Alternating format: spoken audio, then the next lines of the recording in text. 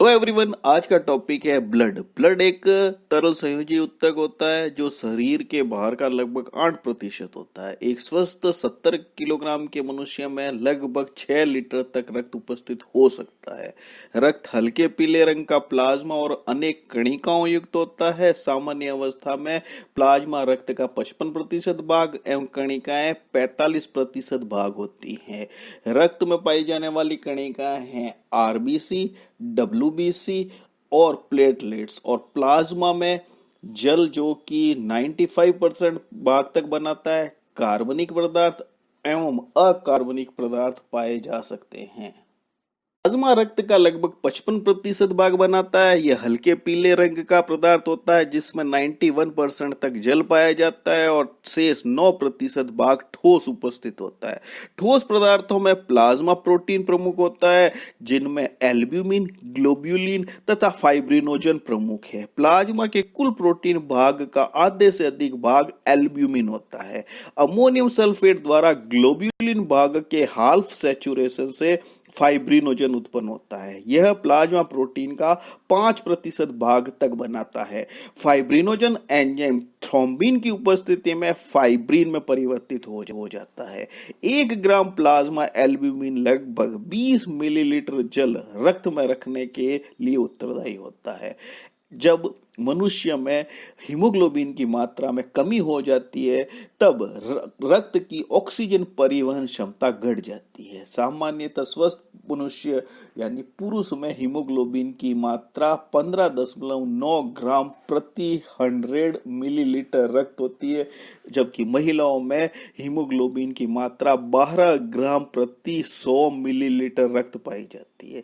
जब इस मात्रा से 70% तक की कमी हो जाती है तो व्यक्ति में एनीमिया के लक्षण दिखाई पड़ने लगते हैं, जिसमें व्यक्ति थका हुआ महसूस करता है और उसकी कार्य क्षमता प्रभावित होती है।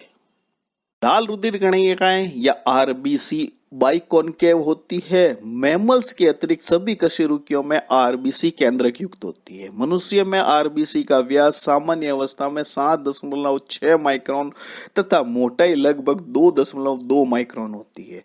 पुरुषों में रक्त के प्रति घन मिलीमीटर में इनकी संख्या 5.5 मिलियन तक हो सकती है। वहीं स्त्रियों में थोड़ी कम, लगभग 5 मिलियन प्रति घन सेंटीमीटर हो सकती है। सिंगल आरबीसी का रंग हल्का पीला होता है, किंतु समूह में हीमोग्लोबिन के कारण इनका रंग लाल दिखाई पड़ता है। आरबीसी वसा एवं प्रोटीन मिश्रण से निर्मित झिल्ली से आवृत होती है। मनुष्य में आरबीसी की जीवन अवधि लगभग 120 दिन तक हो सकती है। आरबीसी में श्वसन वर्णक हीमोग्लोबिन पाया जाता है। हीमोग्लोबिन का प्रोटीन भाग ग्लोबिन एक हिस्टोन प्रोटीन है, जबकि आयरन प्रोटोपोरफायरिन 9 होता है। 1 ग्राम हीमोग्लोबिन लगभग 1.36 सीसी ऑक्सीजन से जुड़ सकता है। हीमोग्लोबिन ऑक्सीजन से जुड़कर ऑक्सी हीमोग्लोबिन का निर्माण करते हैं, वही कार्बन मोनोऑक्साइड से जुड़कर के कार्बोक्सी हीमोग्लोबिन का निर्माण करते हैं। कार्बन मोनोऑक्साइड ऑक्सीजन की तुलना में 200 गुना अधिक मजबूत यौगिक बनाता है। इसी कारण बंद कमरे में अंगीठी जलाने पर व्यक्ति की मौत हो जाती है। श्वेत रुधिर कणिकाएं या डब्ल्यूबीसी केंद्रक युक्त होती है। इनका व्यास आरबीसी की तुलना में बड़ा होता है। इनकी साइज 8 से लेकर 25 माइक्रोन तक होती है। स्वस्थ मनुष्य में इनकी संख्या 6 से लेकर 10,000 प्रति 100 ml तक होती है। डब्ल्यूबीसी अलग अलग प्रकार की होती है, जैसे न्यूट्रोफिल्स जो कि कुल डब्ल्यूबीसी का 65% तक भाग होती है। लिम्फोसाइट्स 25% तक भाग होती है। मोनोसाइट्स या एक केंद्रकाणु लगभग 5% तक भाग होती है। इओसिनोफिल्स 2.5% तक, बेसोफिल्स 0.5% तक हो सकती है। इनमें मोनोसाइट्स का व्यास सबसे बड़ा 25 माइक्रोन तक होता है और लिम्फोसाइट्स का लगभग 8 माइक्रोन तक होता है। न्यूट्रोफिल्स, इओसिनोफिल्स और बेसोफिल्स में कणिकाएं दिखाई देती है, इसी कारण इन्हें ग्रेन्युलोसाइट्स कहा जाता है। लिम्फोसाइट्स और न्यूट्रोफिल्स लिम्फ नोड्स और टॉन्सिल्स में निर्मित होती है। ग्रेन्युलोसाइट्स का जीवन 10 दिन से कम होता है, जबकि लिम्फोसाइट्स का जीवन 15 घंटे तक का हो सकता है। रक्त बिंबाणु या ब्लड प्लेटलेट्स रक्त का थक्का बनने से संबंधित बिना केंद्रक की कोशिकाएं थ्रोम्बोसाइट्स अथवा प्लेटलेट्स कहलाती है। 1 घन मिलीलीटर में इनकी संख्या 3 से 6 लाख तक हो सकती है।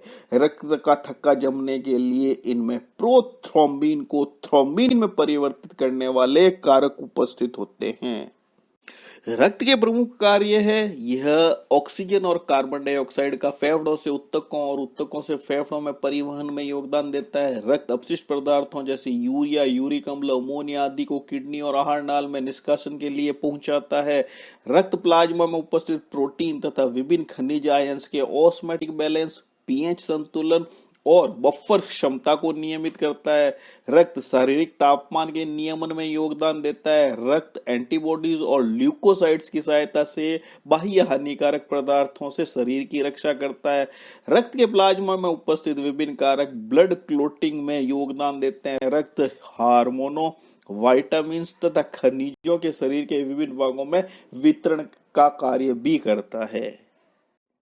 Next topic blood clotting factor से संबंधित होगा। Thank you for watching video.